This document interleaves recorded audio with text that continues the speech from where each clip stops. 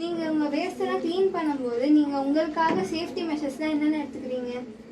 Gloves போட்டிருப்போம், mask போட்டிருப்போம்.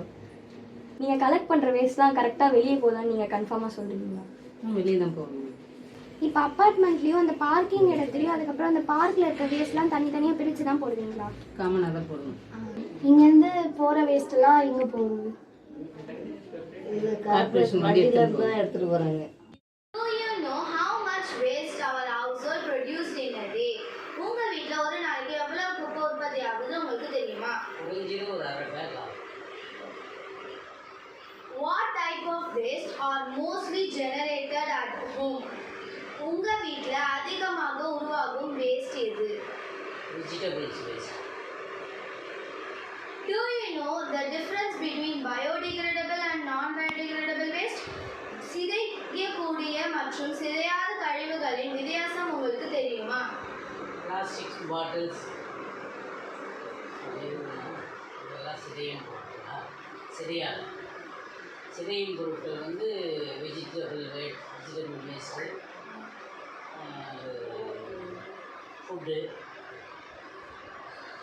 Do we separate waste, wet waste and dry waste? நீங்க ஈரக்கழிவு மற்றும் உலர்கழிவு தனித்தனியாக பிரிக்கிறீங்களா? How do you teach children about separating waste at home? வீட்டில் இருக்கிற குழந்தைகளுக்கு குப்பை பிரிப்பது பற்றி நீங்கள் எப்படி கற்பீர்கள்?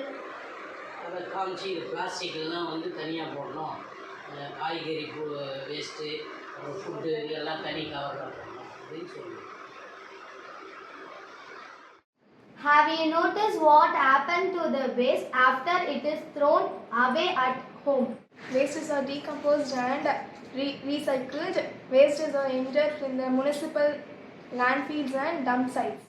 Do you separate dry and wet waste at home? Yes, wet waste like food leftovers, fruits or vegetable peels. Dry wastes like paper, cardboard, etc.